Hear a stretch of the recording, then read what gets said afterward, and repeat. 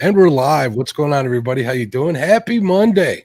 Happy day after Father's Day. Hopefully everybody had a great Father's Day and you honored your father, or if you're a father, you got plenty of attention and food and somebody sending me pictures, Tom, of like lobster and oysters and all that good stuff.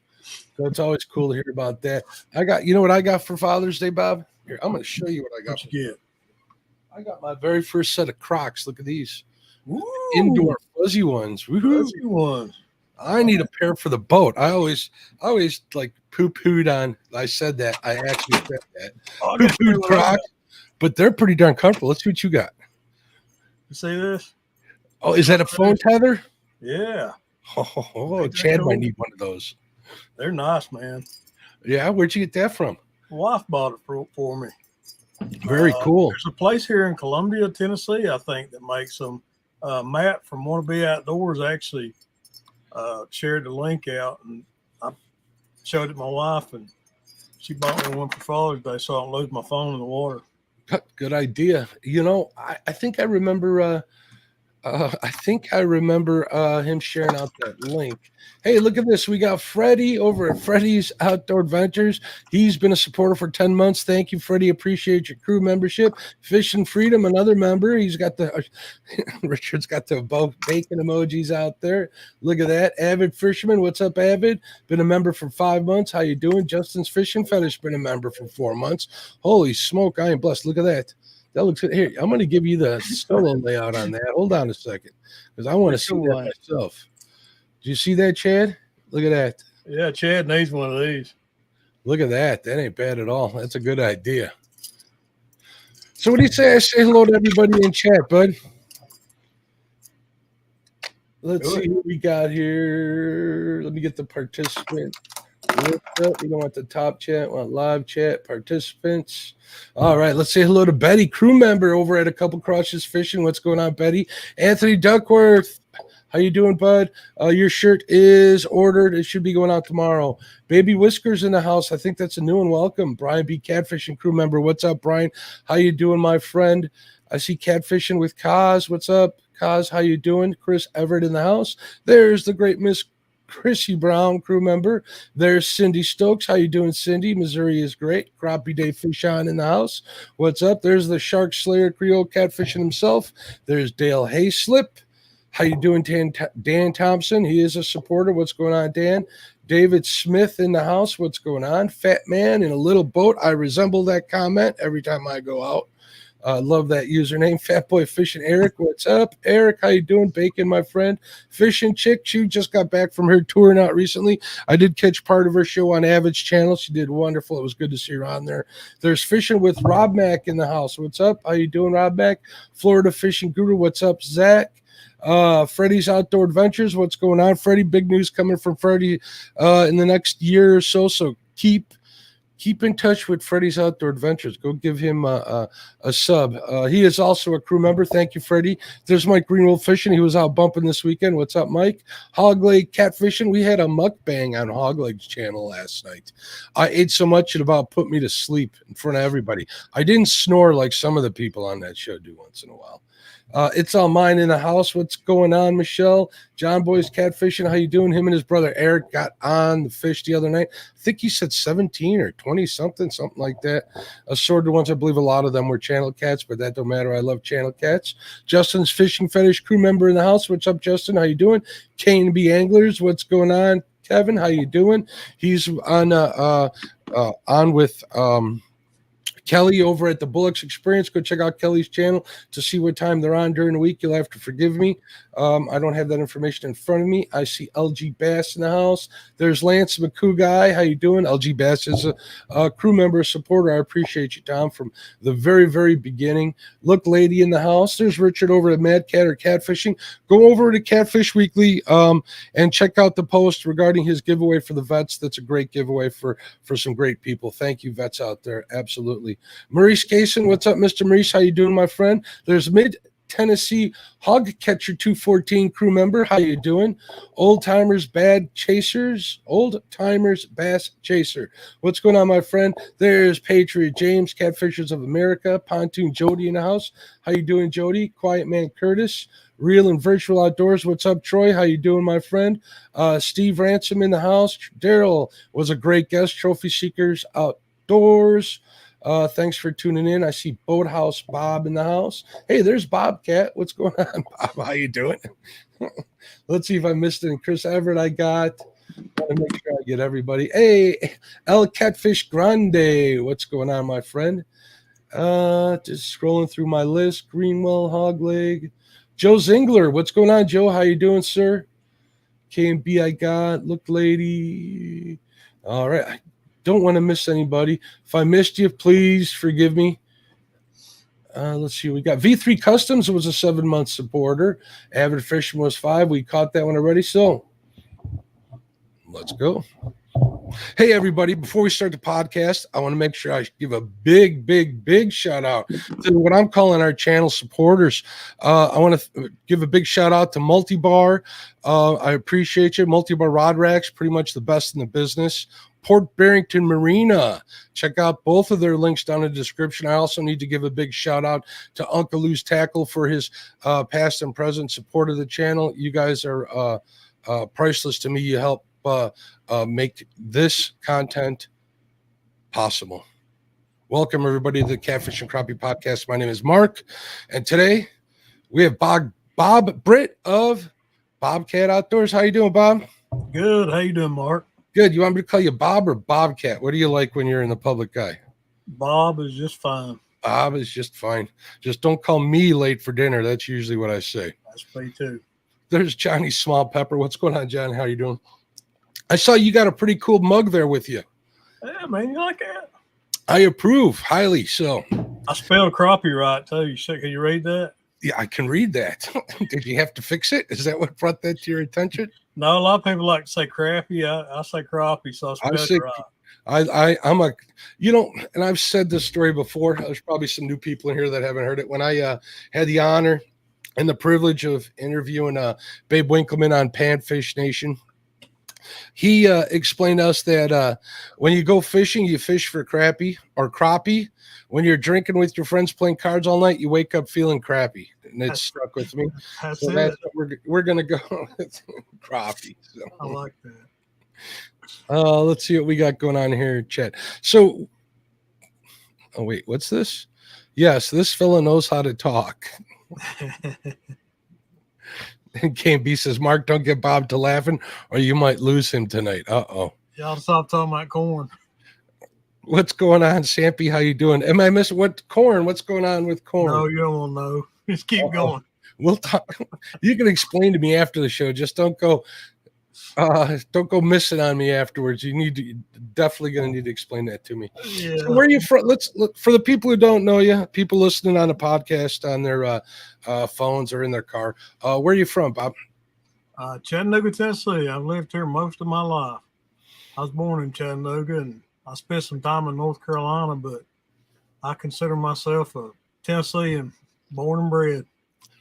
I drove through Chattanooga once, and I always wanted to come back. I just haven't made it down there yet. Where is the greeting at? The greeting is in Hickson, Tennessee, which is kind of just a suburb of Chattanooga. Okay.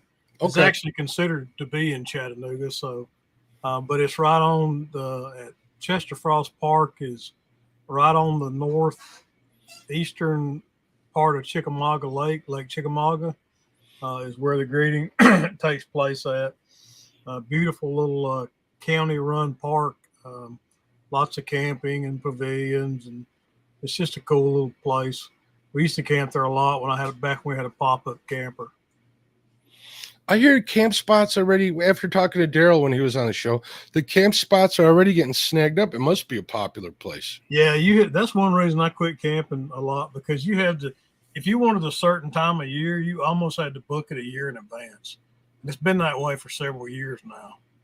Like there are some spots that are better than others. Like if you wanted to be close to the water, nowadays you go in there and you go online and you you choose your site and you select it and reserve it. And if you want the choice of sites, you have to go and book it ahead of time for sure. Okay. And that's going to be next April. You were at this one this year. We were talking a little bit before the show. Did you have a good time?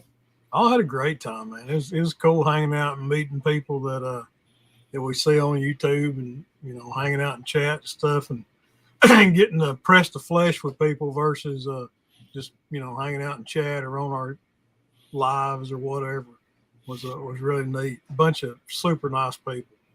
Yeah, if talking to people online or even on the phone, because a lot of people will call me or I'll call them, is great. I'm very grateful to be able to do that with everybody, but there's something special about meeting these people face to face and shaking their hand or giving them a hug. Yeah, I'm a hugger. People, get over it. Yeah. You really end up growing the bond that you have over a sport that we both love. So if you get a chance to do any meet and greet and meet some people, I highly recommend it. I mean, we got people, like Lisa, who's in chat, fishing chick, Chad did road trips. Everybody does a lot of other people have done road trips, and I'm sure they wouldn't. I haven't heard anybody complain about having a bad one. So no. They all come back so happy, and they got smiles on their face, and they're posting like crazy. It definitely, I recommend it. Yeah, it was kind of a continuation of CatCon for me. Like, I met a bunch of really cool people at CatCon, and then there were people that didn't make it to CatCon that came to the gathering. So there were some people that were at both, but it was just kind of a continuation. That same kind of camaraderie and good fun, ribbing each other, and it was great. Next year, since you guys are doing it in April, which I think is a great idea, because that means if I can squeeze it in, start saving my pennies now, I can make it down there for April, and then make the Channel Cat trip that we do every year in May. I think it'll be a good way to start off next year. So those are kind of going to be my plans. So far as I have one of them, yes, God's trucks, a Dodge Mega or a Ram Mega Cab. I even went as far as to find an inflatable bed that'll fit in the back of that thing. Oh, wow. I can, because to offset the price of fuel and stuff, find a campsite, and I'll sleep in there, no problem. I'm just not sleeping on the ground. I'm getting too old for that. Yeah, I heard that. I also got a camper. I got a camper that I could bring down there, but I'm definitely not going to haul 36 feet of camper down there just for me to sleep in. I don't blame you for that. Yeah, that's a lot to haul around. And then my fuel costs probably go up about 3 times. So did you camp when you were down there? Nah, man, I live like 15 minutes away. I actually I paid for a camping spot, but I didn't stay there. So it's 15 minutes, Yeah, I can't say I wanted to, and then came back. Yeah, we have a up when we do our Channel Cat thing in the spring at the very special place that we're not going to name anymore, I guess, until we figure out if we're going to have a big one or not next year. I think we were going to do that. We were going to get a camping spot because there's a little meet and greet up there with the locals. A lot of the Whisker Seeker folks go up there, like Troy and Amy are up there.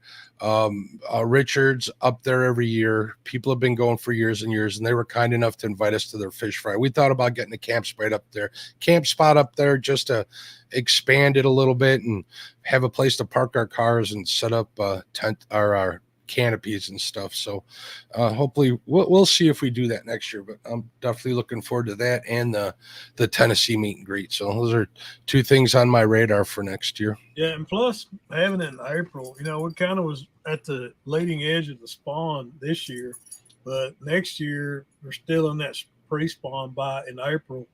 The bite will be a lot better, I think. Well, there were some PBs caught this year, so bite wasn't that bad. Yeah, there's a lot of people caught some really nice fish for sure. It wasn't bad, but in April, I think it'd be better. I think if I remember correctly, Telly caught one PB.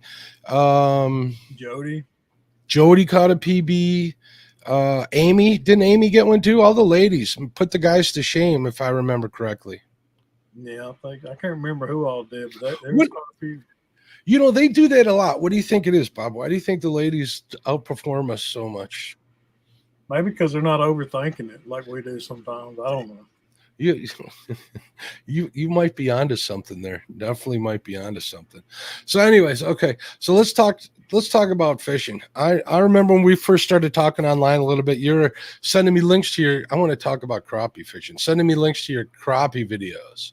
You and I share a passion for crappie fishing, I think. Wouldn't I you love agree? crappie fishing. When's the last time you went? Because lately I'm just seeing you bumping.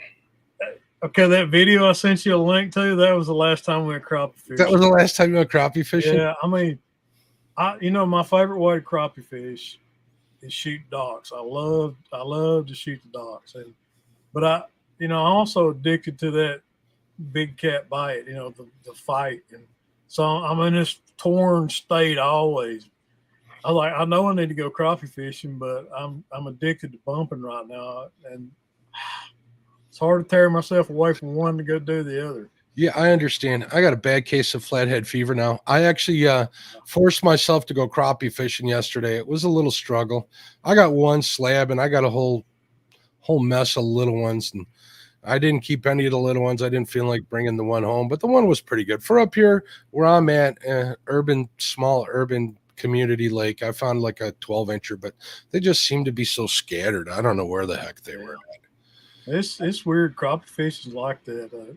It's I used to have docks that I would run a pattern on docks, and I know there's only certain docks I visited because I knew that they always hold fish, and I'd go hit those docks and run up the lake and hit those docks, and I had a ball doing that, and of course I've gotten out of that. And then about this time of year, they start getting some of the docks I like to shoot start getting grass under them, and that makes it even tougher. If there's grass growing underneath the dock. But yeah, I got to get back on the crappie. We just had a like a warm spell here, just like a lot of the country did. And last Friday night when I was out flathead fishing, I finally noticed the grass coming in a couple of my spots. So I had to adjust, and it kind of paid off. But yeah, it's definitely going to be a problem here, I think, especially with the super warm temperatures so early in the year and stuff. At least for us, and it gets in the way. It just makes life difficult. So what I like to do when the grass gets bad, or when the weeds get bad, is I get those spinners that are like the ones that you use on beetle spins. They sell them. Mr. Twister sells them. You can just put a regular crappie jig on there, and that'll keep your bait upright and the hook away from the weeds, and you can get through some heavy stuff. But that's exactly where I found that big one yesterday, and I could not pull any more than him out of there for the life of me. I spent, I'll seldom spend 45 minutes on one pile that I think or I've marked with how, either scoring or not. If I don't do that, I'm moving on somewhere else. I have been known to fishing a weed line to take a 132nd or a 164th and flip it up on top of the grass when I start seeing the grass surface, and just pull it until it drops to the edge of the weeds, and then let it drop down. And a lot of times them crappie will stack up right along that weed edge. And as soon as you pull it off the mat, they'll nail it. So I've done that a lot this time of year. If you can find early in the morning and you can see that grass where it starts to top out, just take a 164th or like a Bobby Garland and toss it up there and just pull it until it just drops off the edge, and you'll fire them up that way in the morning, especially on that weed edge. They like hitting them on the fall a lot of the times. Every fish I caught yesterday was on the fall. Yep. A lot of times if you don't get those baits moving, they'll just sit there and stare at it. Yep. Kind of like me staring at like a cheeseburger I can't have, or a piece of yeah. When I'm shooting docks, I'll sit there and I'll shoot underneath the dock, and I'll just one or two reels just to tighten the line up, and then watch that bow in the line, and you'll see them thump. I mean, you'll see that line just twitch and set the hook on it. And man, I miss that thump. I love it thump. I'm telling you, every hit I had yesterday since I was moving the baits was a good solid thump, and that kind of made me happy. I went out crappie fishing. It kind of reminded me of the spring and how well I did this spring, which I had a pretty good one. So, but dock shooting's not something that I've done too much of. I did get a dock shooting rod, a B&M dock shooter from I I think is it called a 6-gun? I could be wrong. Please forgive me if I am, B&M. Yeah, 6-shooter, I think. 6-shooter, I think. Yeah, I got one gifted to me for Christmas, so I need to get out there and use that. So the plan is, since I'm such a flathead fever, I got flathead fever bad. I said that before. Flathead addict. If I'm going out fishing with what little time I have, it's going to be chasing them. But during the spawn, I think we're going to switch it up to crappie until they come back on. I'll wait for the other guys to work through the 2-3 weeks, maybe even longer than that, until they get on them again, and I'll go back out. I'm not the young man I used to be, so it's not. I think that fall bite is going to be. I'll wait till the fall and they start spawning again. Then I'll go get some. We'll get on both. Fall. I don't know about you, but you have a lot of cold water up there. But to me, I think crappie out of the cold water tastes better. Absolutely. In the summer, this is what this isn't about. Okay. In summer, everybody claims that they're mushy, the meat's mushy and stuff. Mm-hmm. And to be honest with you, I kind of agree, especially with water swings like we have here in the north. I don't know if that has anything to do with it or any more or less than other places, but that's what I like to think. What I'll do is I'll keep them a little on the smaller side in the summer, and I'll throw them right on the ice. I'm not talking in a cooler with a bag of ice. I'm talking about with an ice slurry in there, and as soon as I pull them in, I'll stick them head first right into that. And absolutely get that does help. But I still think they taste better in January. I agree. They taste great in April. I'm telling you, I'm happy. And when I here, this pertains to it. Air Run says big crappie at night, water's warmer. I can't fish anywhere here at night that has productive crappie water. A lot of my spots are like public spots, they're community spots, and the launches close at dusk.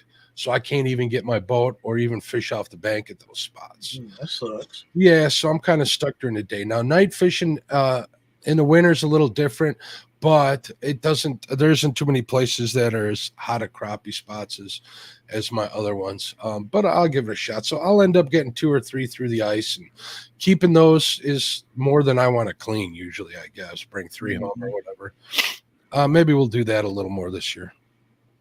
So when you're keeping crappie, are you eating them right away or are you freezing them? I usually vacuum seal them or freeze them. I sometimes I'll keep a couple out for myself because my wife and kids don't really eat fish. I'll take keep a couple fillets out for myself and fry them up, and then put the rest of them in the freezer. I'll vacuum seal them and then freeze them. I use the heck out of my vacuum sealer for everything. But a trick that a lot of the old timers taught me out at our camper, we had that big old camper that I have. I got so tired of hauling it, we parked it permanently somewhere. They had a pretty good crappie, small private lake over there, and you'd catch 3 or 4 when you'd go out there for an hour or 2 or whatever. Would add them to, let's say, like a gallon milk jug, pour a little water on them, freeze it, right over the top, and then add a few more the next time you caught them until you had a whole jug full of them. And that worked pretty well. Maybe I should just do that with my ice fishing crappie. So yeah, it's as long as you can. I tell people, if you're going to freeze them like that, just make sure that the fillets are completely surrounded by water and there's no air in the bag or whatever you store them in, because the air is what ruins the meat if it gets to them. It oxidizes it, right? Yeah, something about the ice crystals and messing the meat up. I don't know. The expansion, contraction, either way. But I know when I used to vacuum seal them in Ziplocs, I just fill the bag about halfway up with fillets, and then the other half of it, I'd fill it with water and zip it up until water actually shot out the very end of the zipper, so there was no air left in the bag whatsoever, and then put that in the freezer. That's a good tip. Another one that somebody told me. Thank you, Jeremy, for the super sticker. I appreciate you, bud. And somebody else told me if you were going to put them in, like, say, Ziploc bags, fill your sink up with water and drop the bag into the water with the open end towards the top. Yep. And that'll pretty much give you an almost vacuum seal without the negative pressure. Yep. It'll evacuate a lot of the air out of there. So there's your tip of the day. And in line with Catfish Weekly Show, which was just on prior to this, and they were talking catfish recipes for that. So yep. What's your favorite way to eat crappie? Fried, hands down. I love it fried. Just I got a favorite way to eat mine, and I'm going to do I got something coming up very, very soon, and I'll share that recipe with you guys. So I actually am waiting on some ingredients. I'm waiting on a burner. We're going to do a catch and cook type deal. So stay tuned for that. But once you try it this way, if you like a little bit of spice, you're gonna really like this. So I like to take and pat my fillets off and get them nice and dry, and then lightly coat them with some Dijon mustard, and then put them in a bag with some Louisiana seasoned fish fry, and that's gold right there to me. And make sure that oil's hot. Drop them down, fry them until they float, and dip them out there and salt them and eat them. I use flour. I don't use cornmeal. Or my favorite recipe calls for a flour recipe, heavily seasoned flour. I'll season the fish prior, but what I'll do is I'll soak them in sour cream, Bob. Huh. Sour cream before I flour them. Soak them in sour cream for half an hour, and it looks like KFC. It really does. And it's almost like a hybrid batter breading type deal. It's delicious. That's not what I'm planning on showing everybody, but it's a good one. I actually have a short on my channel that shows you guys how I do that, and it turns out pretty good. You just got to have a lot of seasoning, and you have to cook that flour, because if you don't cook flour long enough, it tastes like flour. Yeah, and you don't want that. So I think that's why most people like corn flour or corn breading, whatever it's called. Yeah, I used to do sometimes too. I'll take some if I want a little variation. I'll take some hot sauce and sprinkle a little hot sauce on them, and then coat them and then fry them. That works good when it's not really hot. Yeah, well, you don't really taste it. It's kind of like we were talking barbecue with Daryl. It's kind of like adding a binder to anything. It doesn't really stay. You can marinate. I love marinating perch in Frank's Red Hot. That's one of my favorite ways to eat perch, and that works good. But there's really no spice to it. You taste more vinegar than anything. So yep, sure do. But it works. Anything to get that breading to adhere, especially when you're dropping it into oil. So. Yep. So what's your favorite crappie baits to use? You mentioned Bobby Garland. Yeah, Bobby Garland, and we got a couple local people that make crappie baits too that I like using. I'm trying to think of the name of them now. On the tip of my tongue, it's been so long since I crappie fished, I hadn't even looked in my bag. There's a couple local guys that mold plastic baits too. I'm kind of fond of the plastic baits, Bobby Garland style. I always use sickle hooks when I'm crappie fishing. Me too. Love the sickle hooks. But actually, over the years of crappie fishing, I've narrowed it down to two different color baits. I'm either throwing chartreuse or monkey milk, or I think it's called blue ice. Blue ice is another good one. Three colors I use.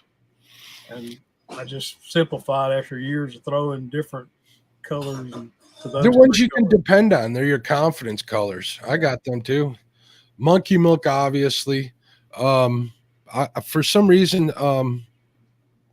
there's this disco color from Brush Pile Jigs. It's a gold sparkly body with a chartreuse tail. That's another one. And then I have four actually. There's black and chartreuse, and then there's a hologram one that I use. If they're not biting on the monkey milk, I'll go to the hologram right after that, and it all depends on water clarity. But those are all good deal. Those are all good plastic baits. Hand ties I've been using a lot more lately too, and they've definitely paid off. They're good. So can I pick a favorite between them? I don't know. I get the biggest kick out of catching them off my own hand ties, I'll have to say.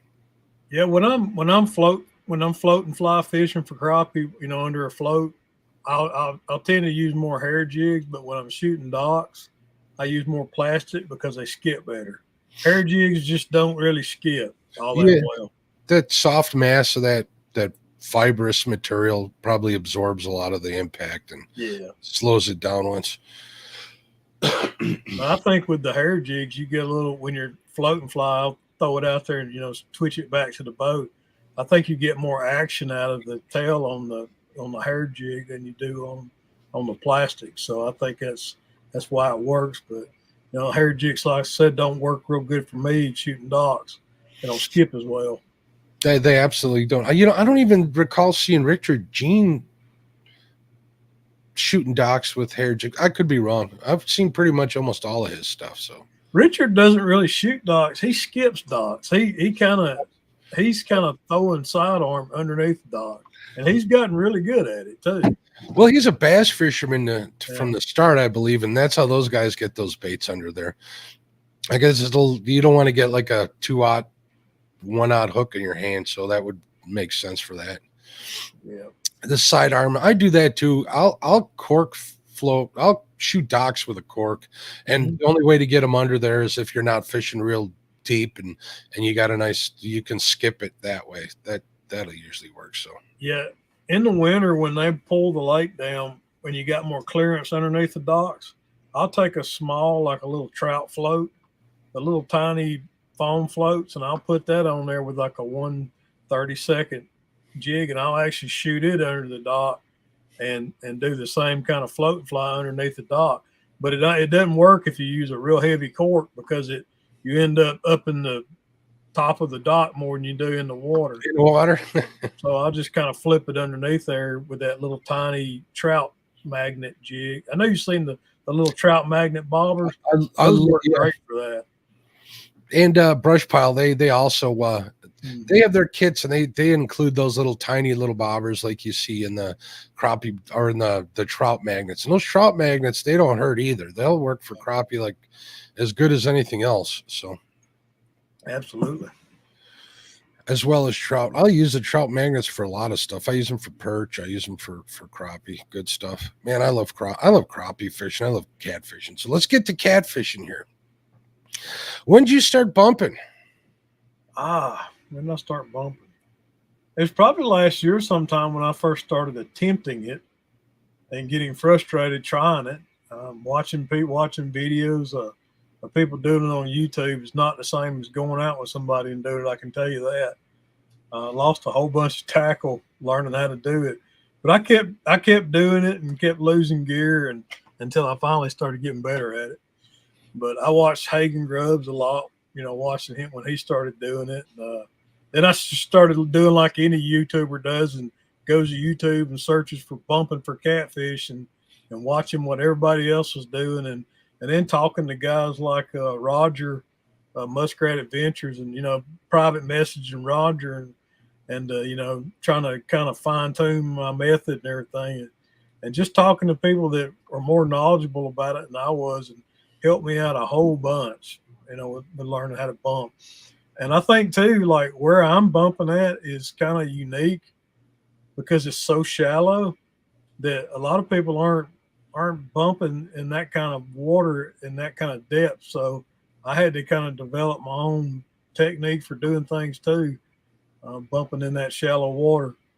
But I enjoy it tremendously. How shallow are we talking? Depending on where you're at right there below the dam, if you're all the way over towards like where Big Mike fishes against the rocks, you're in like 6 feet of water over there. But if you get closer to the caissons, which would be on the right side of my screen when I'm bumping, it's about 8 to 12 feet over there. I mean, it's shallow. I'd feel right at home there, to be honest with you. The current might throw me off a little bit, but those depths are pretty much what I fish. So yeah. A lot of times when I hook a fish, like they're within 3 cranks there at the surface. That's how fast they come up. You ever get any flatheads bumping?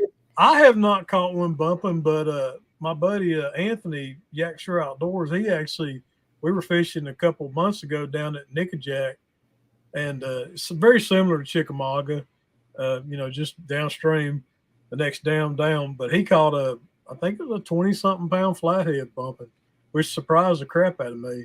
But yeah, they come up and feed too. If they're in there, they like current. Yeah. They definitely do. I don't see if you didn't bump one on the head or put a bait out in front of him. Was it during the day that he caught it or at night? No, it was at night. Night? Okay. Yeah. That would make even more sense that there'd be a flathead there looking for food. It was a beautiful flathead too. There's a video if somebody wants to go watch it. It was a cool thing to watch. And that's on Yakshire Outdoors? He's got one on his page, and I have one on my page. I think it's called Bumping Below Nickajack. Gotcha. Bump and Blow Nickajack. And if you're wondering where to find that video, I do have Bob's link in the description, both on YouTube here, and it will also be on the podcast. So you can go there and check it, as well as links to the channel supporters and all my social media.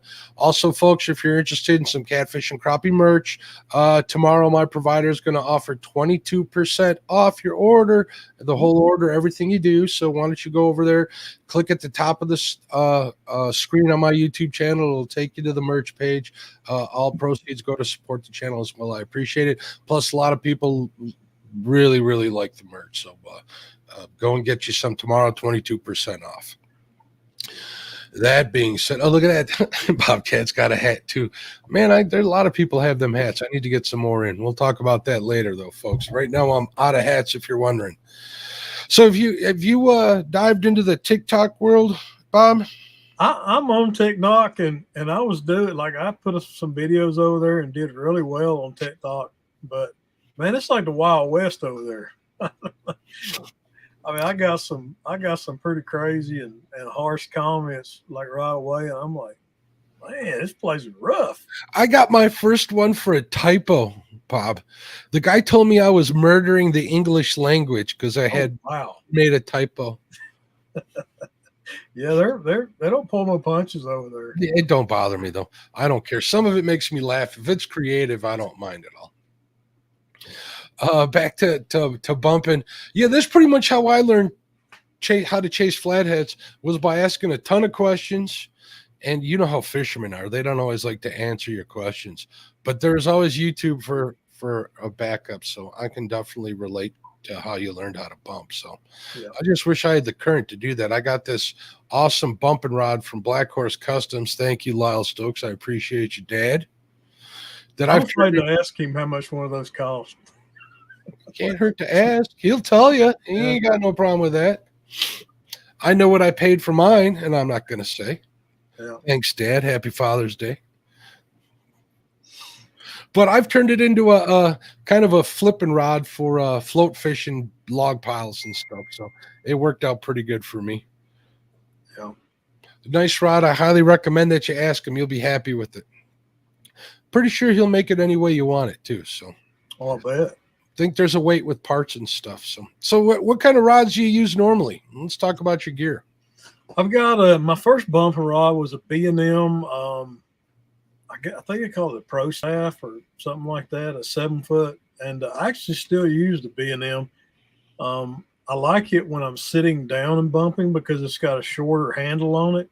So when you're sitting down, it's a little bit more comfortable to use. And then I've got I picked up a, oh my goodness, what is it? A Shattered Cat bumping rod at CatCon this year.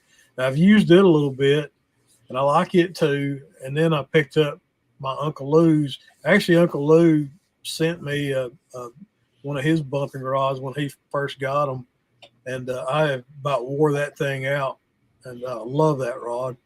It's sensitive, it's lightweight, it like the handle feels, just about right when you're standing up.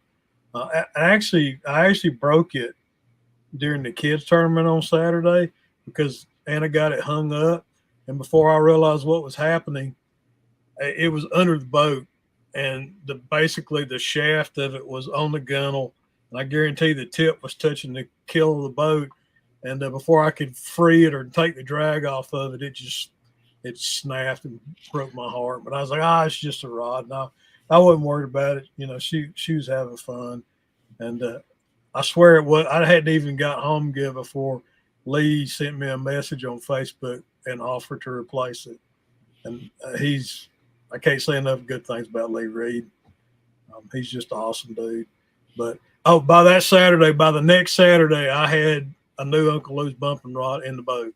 That's how quick he sent it out. Heck yeah. The Uncle is a great guy. Lee Reed's awesome, dude. Those rods are really sharp. You don't know how many times I've been on the river and people pull up to me and ask me where they can get them and stuff. In the dead of night, they see it halfway across. Oh, yeah. And they got to look great on film too. They sure do. Yeah, it's a great buffer rod. And let's see, yeah. I've got 3 bumping rods now: the Uncle Lou's, the Shattered Cat, and the. I don't use the Shattered Cat as much because it's about an inch longer between the pommel and where the real seat is. Mm-hmm. So it's a little bit awkward for me to use because I'm kind of short. But actually, Anthony, my buddy Anthony, when he's in the boat with me bumping, he likes it because he's taller. He's like 6 foot something, and I think it's more suited for a taller guy. And if you spend any time bumping, getting comfortable doing it is important. That's an important thing. I don't see how some of these guys can stand in that boat all day. That's why I'm not a muskie fisherman. I am not going to do that. Even when I'm crappie fishing, I'm sitting my fat butt in a boat seat up in the front of the boat and doing it that way. So that's probably why I took to catfishing so much. Yeah, I kind of rotate. I alternate between standing and sitting. I'll stand for a while and sit for a while, but that's not about comfort as much as it is. I've got a pink sciatic nerve in my back, and I have to change positions. If I sit too long, it hurts my back. If I stand too long, it hurts my back. So changing position helps me tremendously.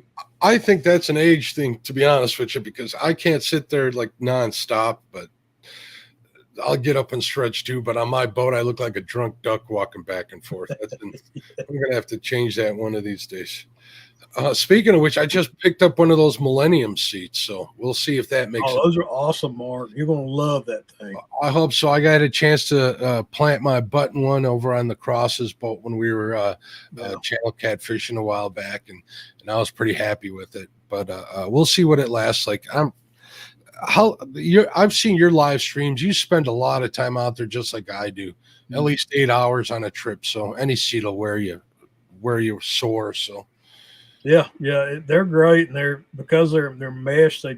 If they get wet, they dry out quickly, and they don't make your butt sweat while you're sitting in them. As bad as a plastic covered seat. I love them. Just prevent that monkey butt syndrome that everybody gets. Yeah, man. In summer especially. Exactly. You ain't kidding me. Especially with this weather. What kind of temps are you getting out by you? Well, it's starting to heat back up, but over the weekend, I think the high was like 85 to 87 degrees, which was nice. But because the week before that, it was up in the 97, 98, but supposed to get up to 100 this week. So we're heading back towards the triple digits. Yeah, we're going to be close. We're going to be at like 96 tomorrow. I just kind of looked at the forecast. Yeah. How does that affect bumping? Does it affect it as much as a cold front does? I don't know that it does or not. I think those doggone fish up there at the dam, they're kind of trained to know when that water comes on. They're sitting up there waiting. So I don't know that it affects it as much as other parts of the river do, but I'm sure it would have to, but probably that water coming out of the dam may be a little cooler than the rest of the river. Yeah, that's what I was just going to ask. If that lake water above it's probably a lot deeper. I imagine that water coming out of the bottom is going to be cooler. So, yeah, I mean, you're looking at on the top side of the dam, you're looking at 50 to 60 feet of water. So from the top side of the dam, so it's probably a little cooler up there. I would guess it was. So I don't know. All I know is a cold front will shut the flathead bite down for me up here. So the heat usually gets them all riled up. We're getting close to spawn too. So reason I mention that is I think I'm going to go live tomorrow night. So if you guys are watching or listening to the podcast, I'm going to upload this on 6/21. That's tomorrow, Tuesday. I'll probably be pulling all-nighter out there, try and get on some fish. So if you guys have some time and you need somebody to keep company, which would be me, check me out on the Catfish and Crappie YouTube channel. If you're listening, you guys that are already here know how to do that. So hopefully we can get them on before spawn starts. When's your spawn by you? Is it done, or are you guys still in the middle of it? I think we're in the tail end of it. I really do. I think the fish I've been catching are marked up pretty good and got chunks missing out of them. I don't know if I think we're pretty much at kind of on the tail end of the spawn, I'm hoping anyways. I haven't caught any monsters. I'm stuck in like the 20-pound range so far this year. I've only been out a few times, and I haven't seen any spawn marks yet. I saw a couple buddy of mine who went north looking for some bigger fish, and they did pretty good, and they were a little marked up, but they're fishing in an awfully rocky river, so who knows what that was from. Usually we can tell down here when they're on spawn, and I don't see why that they would be marked up there and not down here. So Yeah. I'm thinking I got a week before it starts this time of year, especially with the water warming up. But who knows? This year's the weather's been so crazy. Has it been a cool spring for you guys too? It's been a weird spring for us, really. It's gotten hot quicker than like usually we don't start seeing these high temperatures until August. So it's kind of went from 0 to 60 real quick, so to speak, as far as the temperatures go. But I don't know. I haven't been exploring as much of the river this year since I started bumping. And gas prices are what they are right now. I mean, literally, the boat ramp is 10 minutes from my house, and then the drive from the boat ramp to the dam is another 4 minutes. Then you're using your trolling motor while you're there, right? Yeah. And so, I'll go back up, use the gas motor to go back up for another bump and run, but I'm not burning the gas like everybody else is. So for those people who don't know bumping's been around for a long time. I know Lyle's been doing it for a long time. A bunch of other guys have been doing it, but I'm sure a lot of people that listen to this on the podcast that haven't. Can you give us like a quick overview of what exactly the bumping technique is? Yeah, it's essentially where you're in current, and it does take current to do it. You can experiment with bumping in different current speeds, but essentially the simplest answer to that is you want to figure out what your current speed is and try to cut it in half. Try to slow your boat down with your trolling motor, and having a GPS controlled trolling motor is definitely a necessity when bumping, in my opinion. Pointing your boat upstream, setting your trolling motor to north lock, and basically whatever the current is, you're trying to cut it in half. And then you're fishing out behind the boat using a 3-way rig with a long leader, and a swivel is recommended in the middle of it, a long leader, and then off your leg of your 3-way, you'll have a sinker dropper of a lighter test monofilament. Like I use 20 pound, and then I'll run an 80-pound leader and a 20-pound dropper to anywhere from 1.5 ounce to 4 ounce sinker, depending on what current. And you use cannonball sinkers normally, right? Mark, I've got cannonball sinkers, but I've actually started using bank sinkers. They seem to work better for me, and I can feel the bottom better. And I have a theory about that, is that because of the way the neck on a bank sinker is formed, that you have more contact with the dropper on the neck of the bank sinker, and I actually get a better feel that way.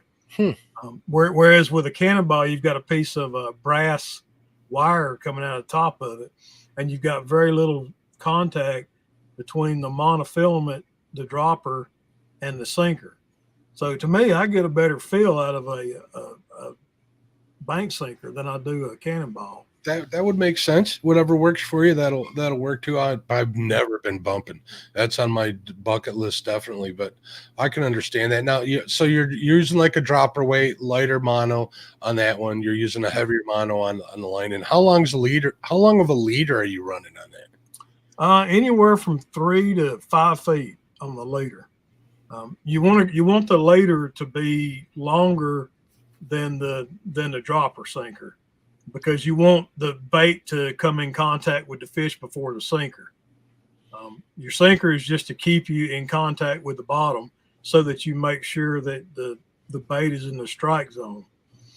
Jeremy, what I mean by bank sinker is just your old standard octagonal shaped lead sinker. The flat bank sinkers, right? I believe they're called. What they call? Flat bank sinker, I No, believe. it's not a flat bank sinker. Flat bank sinkers are actually flat on one side, and bank sinker is just I guess it's a stop shine, a kind of a octagon shaped bank sinker. Hmm. They're not the ones that look like kind of a teardrop with a point at the bottom. Yeah. Yeah, that's a flat bank. Those are called flat banks. Oh, they call flat bank. I was thinking a flat bank was like a, a bank sinker that's flat on two sides. Yep. I know. I think those are. Oh my goodness, I can't. My sinker terminology has left me. That's a no roll. I think you're thinking of. Oh, okay. Yeah, I use flat bankers quite a bit, and I use coins, so at least I'll have that stuff there. All right. So, and you're fishing off the back of a boat, so pretty much the bait is leading the way, which is why you cut Yeah. that speed in half, right? Yep. Yep. Yeah, you're actually using the speed of the current to pull the bait out and away from the boat.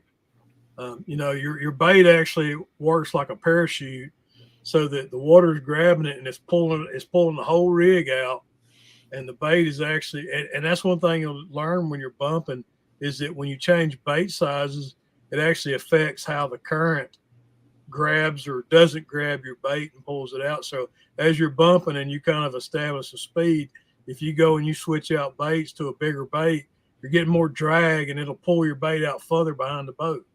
So if you're wanting to get further away from the boat, try bigger baits. So not only is the boat drifting downstream at half the rate of speed of the current. Thank you, Brian B, with the $4.99 super chat. Just because I'm driving, I can't chat. Thank you. He says he can't chat corn. He says.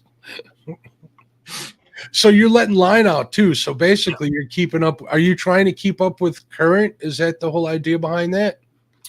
Yeah, you're trying to reach a point. You're letting line out, and you're trying to reach a point where everything kind of neutralizes, and you don't have to let line out anymore, so that you're just moving the bait up and down, and your sinker. As soon as your sinker hits, you're picking it back up. You drop your rod tip until you feel that sinker hit, and then you pull it right back up.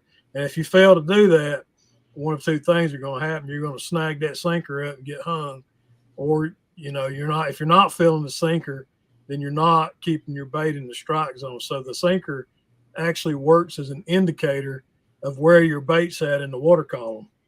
So every time you feel it, you pick it up, you pick it up, you pick it up. And are you using braid for your main line? Yeah, absolutely. Braid is essential. I use 65-pound braid.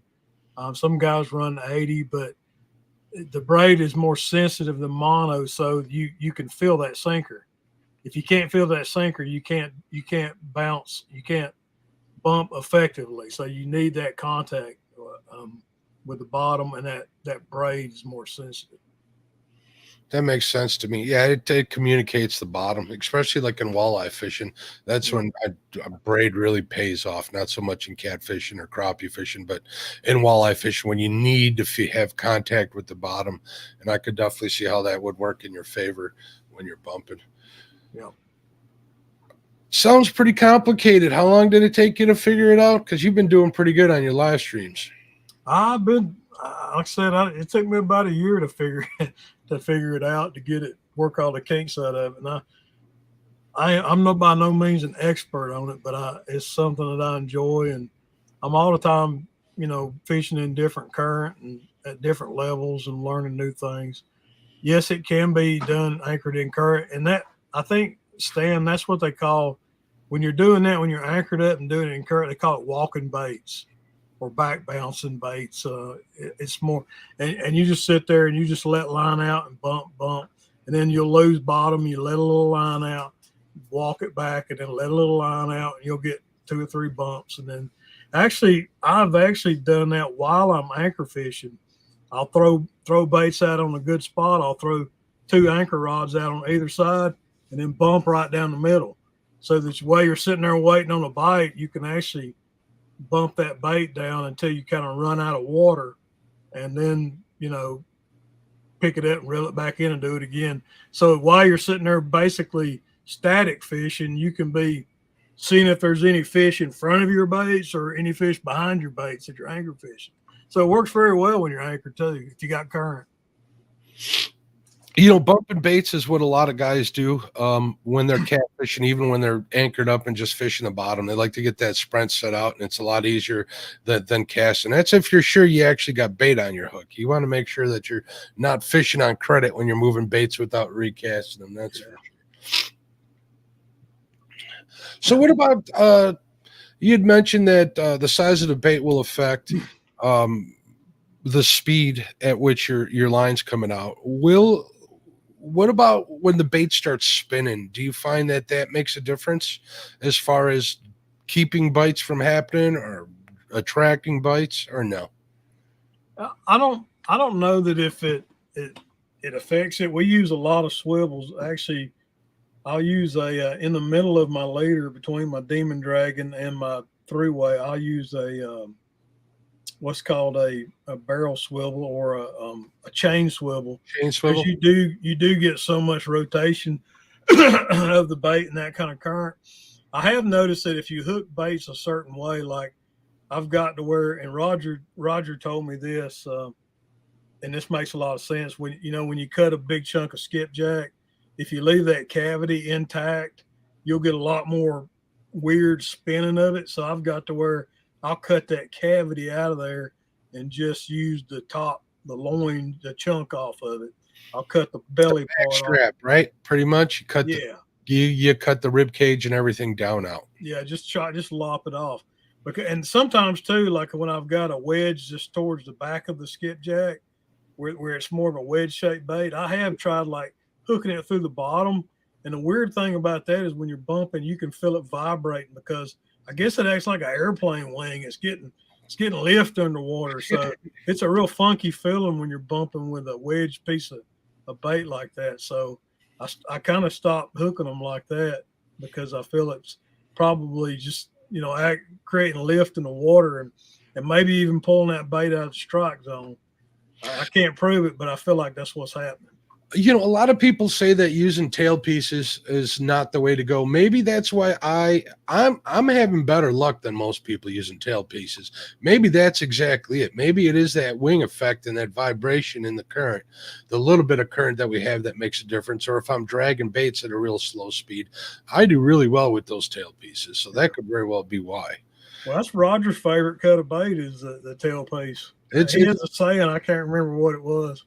It was it's quickly becoming one of mine, most definitely. So also cutting out the gut pockets is something that I've started doing because I've missed so many hits once that gut pocket gets washed out, especially dragging baits, that it just wasn't worth it. I found a better hookup ratio with the smaller piece of bait with the gut pocket missing than not. So yeah.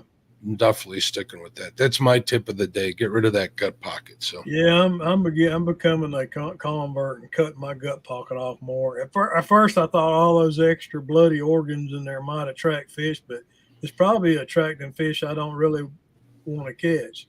I have been bumping out there, and you pull a bait up, and after just one bump, it looked like it's been just gnawed on. There's nothing but there's rib bones hanging out in the backbone.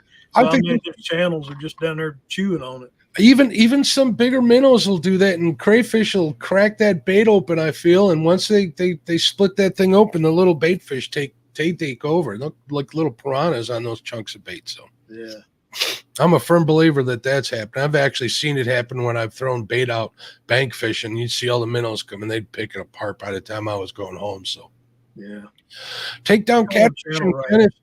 Kenneth is mentioning, he says, y'all check out Bobcat for stickers. They're awesome. He has quality merchandise.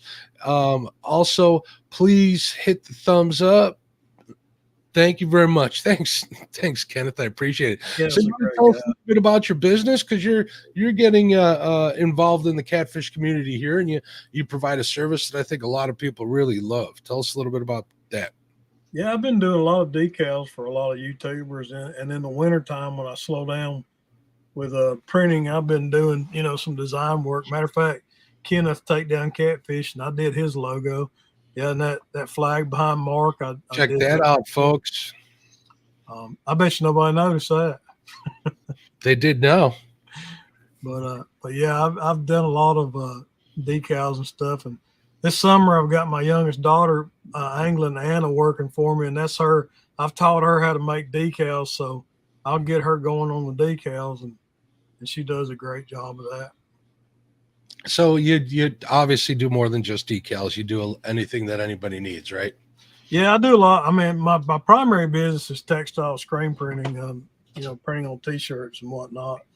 But I've I've got into more digital stuff here in the last couple of years, and doing decals and stuff. And a lot of things I don't do in house. I subcontract out, like embroidery and that kind of stuff.